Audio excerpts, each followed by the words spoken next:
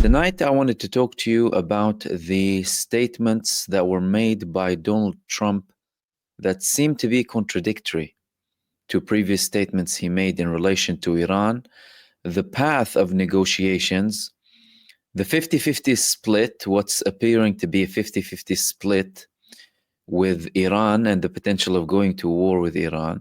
What can support this argument? What can support that argument? And the latest statements that came from the Iranians themselves in relation to the talks and the potential of reaching a deal with the United States administration to do with the Iranian nuclear program, and also, and very importantly, the Israeli observation about all of this talk between the United States and Iran, because Israel plays a key role in these negotiations and has a very big interest.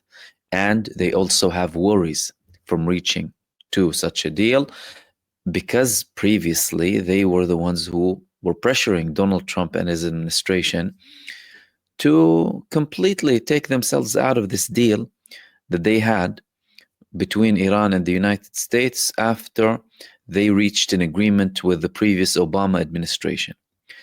Then we're going to move on to the developments in relation to the ceasefire talks. Egypt passed another proposal to Hamas. Hamas had a very strong response to this proposal. There were a lot of comments circulating on social media about this response to the Egyptian position. There were clarifications from the Egyptian side. I'm going to talk to you about what this offer entailed and where Benjamin Netanyahu is going to exactly with this recent proposal that is sent to Hamas, the response, and everything that's happening on that front. But before we begin, we're going to start off with this video from Donald Trump. Iran wants to deal with us, but they don't know how. They really don't know how. We had a meeting with them on Saturday. We have another meeting scheduled next Saturday. I said, that's a long time. You know, that's a long time. So I think they might be tapping us along. But Iran has to get rid of the concept of a nuclear weapon. They cannot have a nuclear weapon. He can't have a nuclear weapon. Nobody can have. We can't have anybody having nuclear weapons. You know, we can't have nuclear weapons. And I think they're tapping us along because we're so used to dealing with stupid people in this country. And I had Iran perfect. You had no attacks. You would have never had October 7th in Israel, the attack by Hamas, because Iran was broke. They were stone cold broke when I was president. And I don't want to do it. I want them to be a rich, great nation. The only thing is, one thing, simple. It's really simple. They can't have a nuclear weapon. And they got to go fast because they're fairly close to having one. And they're not going to have one. And if we have to do something very harsh, we'll do it. And I'm not doing it for us. I'm doing it for the world. And these are radicalized people, and they cannot have a nuclear weapon. Iran wants to deal with us, but these are radicalized people, and they cannot have a nuclear weapon. The audacity that Donald Trump has, alongside many Western leaders, by the way, when they talk about nuclear bombs, when they obtain a number of nuclear bombs that can destroy the Earth, the Moon, and a couple of, other planets, perhaps, talking about other countries and their, how they're banned from having nuclear bombs. Okay. But he's saying that we're willing to take this action against Iran, again, putting on the table the prospect of an attack against Iran. Why is Donald Trump doing that? And does he have a backing for these threats against Iran? And will he eventually reach a deal with them, or will he not reach a deal with Iran? Now, in relation to the preparations, the United States, they have the capacity to attack Iran, and they have the preparations to attack Iran. They have the firepower in the Gulf to attack Iran. They have the firepower in the, islands that they control to attack Iran. And they will have a level of coordinations, undoubtedly, from certain countries if they do decide to wage an attack against Iran. There is a lot of pressure on the United States administration, as there has been for a very long time, to conduct an attack against Iran, not for the sake of the United States, or the United States population, but for the sake of the Israeli government. It was never about security or safety or the prosperity of the Americans with any of the US wars. It wasn't like that with the wars post World War II, moving on to Vietnam, leading to the past 2 decades, and slightly more with the wars against Afghanistan and Iraq, alongside, of course, the many interventions that the United States had in Latin America and in multiple parts of the world. It was never about the security and the prosperity of the American people. It was to do with the greed of the people in control, financial greed, financial motivation to feed this militaristic, aggressive oligarchy, trying to impose its will on the global population. That's why they have over 100 bases across the world, over 750,000 troops spread all across the global continents, really, trying to impose their will by force on populations across the world. So they have that capacity, they have the pressure, and they're trying to provide the legitimacy to attack Iran. Like this statement by Donald Trump, it wouldn't be for America, it would be for the world. It will not be for America, and will not be for the world. It will be for the people who are benefiting from this war. People in America, they do not benefit from these wars. Americans are struggling. Those who will be benefiting from the war want this war. The military-industrial complex, the corporations that will be benefiting, those who will be financing the war. And in many cases, even the people who will be talking about the rebuilding, by the way. That's why there was a lot of talk about Gaza as if it's some sort of a property investment. Because, well, Trump has a background in property. Steve Witkoff has a background in property. And the way they do it, of course, alongside the gas off the shores of Gaza, oil and gas fields. So all of that combined. And again, even at the expense of the worst genocide in the 21st century, the most barbaric genocide in the 21st century. On the other hand, there are talks. I mean, the Iranians are confirming that there are talks. The Iranian foreign minister and foreign ministry, they also said that there is a third location that they're talking about to conduct their second meeting, as if it's already guaranteed. This second meeting where they are going to have these negotiations continue to reach a deal. And there were also statements coming from the supreme leader of Iran. Supreme leader of Iran, who said that, again, you know, the world is bullying countries to not have nuclear weapons, but, well, they have the most offensive weapons. World bullies' most offensive weapons, world bullies own most offensive weapons, but forbid defensive arms for others. The supreme leader of Iran said, Ali Khamenei, again pushing for an encouragement to the Iranians and the Iranian armed forces as well to be prepared to maintain their faith, as if he's preparing that something might come anyway, not really trusting the United States administration. A couple of months ago, he also said that these talks with the United States, they will not really be a clever move, but Iran is going ahead with them now. The United States is, again, having this unpredictability, especially by Donald Trump and his administration. But from an Iranian perspective, they are prepared. They have been prepared for a long time now. And they're also increasing their preparedness. We had a report over a week ago that Iran is now having more capabilities than when they had in their attack in October against Israel. Well, their retaliation against the Israeli terrorism sponsored by and supported by the United States against Iran and against all countries in the region, many countries. So they have that preparation. However, of course, they would prefer to reach a deal. They would prefer to reach a deal because they're not looking towards escalation in wars. It's the United States administration and its allies looking for wars globally. I mean, all you need to do is just read history without the propaganda that they're trying to push and have pushed previously to justify these wars under so many pretexts, the security of Americans, the prosperity, and the list goes on. But primarily they push fear in the hearts of the people so that they can seek refuge in the government. And then later on, not question any actions that are being conducted by their governments to protect them, to supposedly protect them from this foreign enemy that has never really posed any threat to the United States of America.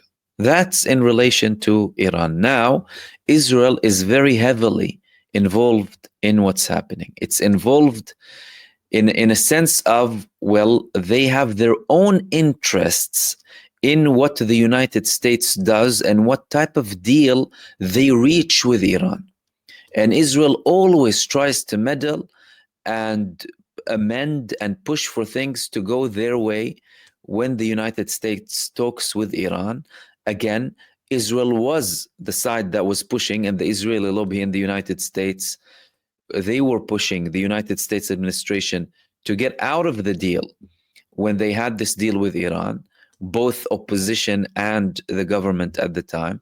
Donald Trump himself ended up withdrawing unilaterally from this agreement, like the United States unilaterally withdrew from many agreements, ballistic missile agreements, some nuclear disarmament agreements that they had with Russia previously, unilaterally. Again, so it's showing you the side that's creating more hostility and not seeking any sort of solutions, at least peaceful or diplomatic solutions.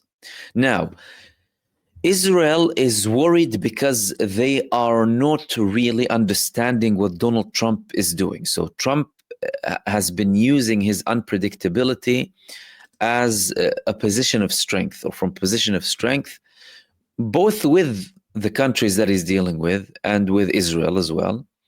But Israel is worried about that. Israel is worried about that, and they are saying that outright. There was a security source speaking with Ynet saying that even Netanyahu himself doesn't know what Trump's red lines are regarding Iran. And they were quoting Donald Trump and his statements on Iran when he said it's going to be an amazing country or a great country if they have an agreement. And Israel, from its side, is saying a bad agreement will tie our hands and we will not be able to attack. They won't be able to attack Iran. That's their worry. And their complaint, the Israelis' complaint is, well, the agreement that the United States is having with Iran, it's talking about the nuclear program, but it's not talking about their strategic missiles. It's not talking about their ballistic long-range missiles. It's not talking about other developments that they have.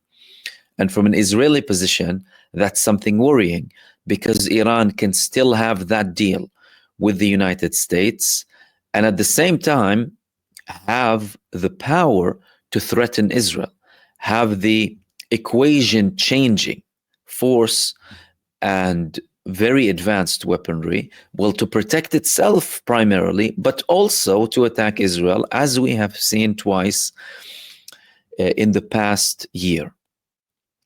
So they don't want to be in a position where the United States wants to have a deal with Iran, therefore tying Israel's hands, as they're saying, as the security source is saying. They want a deal with Iran that would include completely stripping Iran of its strong points, especially with relation to Israel, and trying to threaten Israel. And this is not just the approach that Israel is having with Iran.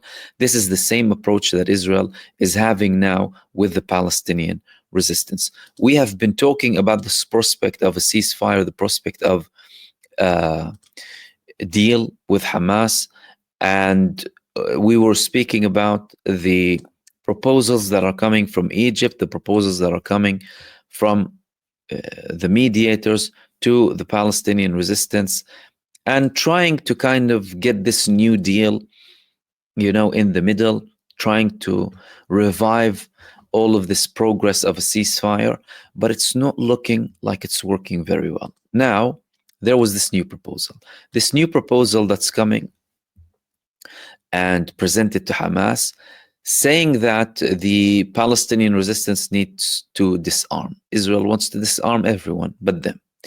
And the movement refused. Now, this proposal came from Egypt. And there was a lot of talk, social media, people criticizing, saying Egypt is proposing to disarm Hamas. The Egyptians clarified later on that it's not our proposal, it's the proposal that's coming from Israel. As a matter of fact, we from our end, we do not want the Palestinian resistance to disarm. We are looking to get a solution, and we are presenting the Palestinians with the ideas that are being presented to us by the Israelis. How strong is that argument?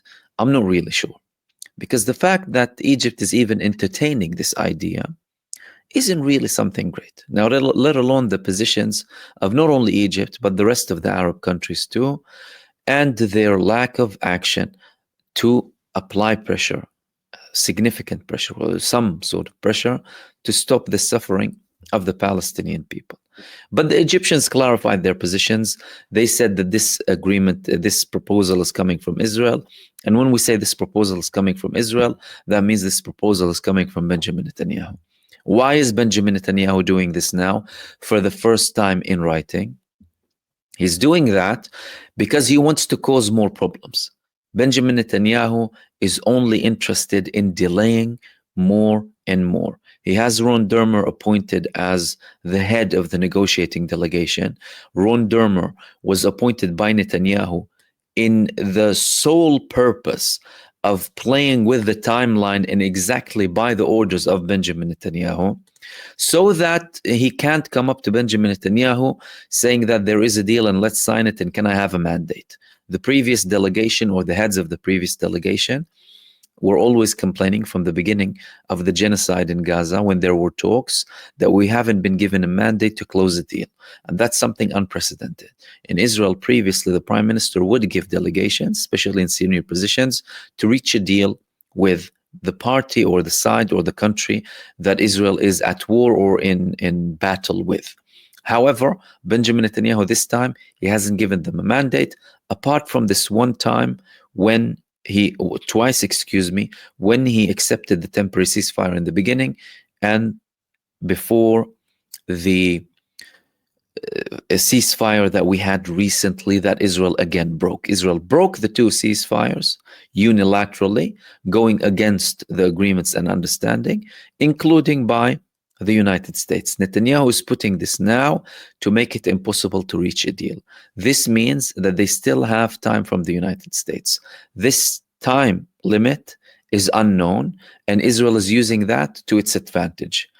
There, of course, could be, and there most likely is, a deadline, by the way, for Israel, at least from the United States administration, to try and reach an understanding. However, clearly that deadline hasn't come yet, and Benjamin Netanyahu is still using it to his advantage to delay, to come up with ridiculous proposals, and to have these absurd proposals for the Palestinian resistance in writing this time. What was the response from Hamas? The response from Hamas came most clearly in the words of Sami Abu Zuhri, who is a senior figure in Hamas, of course involved in what's happening with the talks, with the mediators, with the latest developments. He said that this shouldn't even be on the table. I mean, this is something, firstly, this is the first time that Israel brought this on the table. Completely ridiculous. No, and 1 million no. We will never disarm. Plus, we don't have a mandate to disarm. We are showing utmost flexibility to reach a deal and to end the suffering, but it wouldn't be at any cost. And one of these red lines to reach a deal is having the Palestinians disarm. As a matter of fact, it's Israel having all of these hurdles facing the ceasefire agreement. It's Israel refusing to adhere to agreements that they had. It's Israel refusing to completely withdraw like they agreed. And it's Israel who's refusing to go into phase 2, confirming that there will be an end of the war. On the other hand, they are showing, again, flexibility, saying that we're willing to release a significant number of Israeli prisoners of war in different nooks during the ceasefire and any ceasefire that may happen soon. However, that will be at a cost. And that cost is, well, we need guarantees and we need reassurances that this war will be ending. So far, the United States administration is not really giving these assurances. And with the statement or press conference that was jointly held by the Qatari and Egyptian leaders in Doha, there was some frustration here from these countries. Now, this frustration is not even reaching the level required to apply some sort of pressure or backing. As a matter of fact, the Arab League, they had a meeting in Cairo. They had a gathering just before or after Donald Trump had the ridiculous proposal of expelling the Palestinian population. Then they were outright backing the Egyptian proposal of outright refusing to let any sort of deal, including the Palestinians being displaced, ethnically cleansed from Gaza, pass, standing up against it. Okay, you've done that move. Well, how about you provide some sort of reassurances, backing, some sort of pressure, some leverage to make that happen? That's the problem. The problem is you don't have that backing there, but at the same time, and the Palestinians, of course, in Gaza, left to their fate.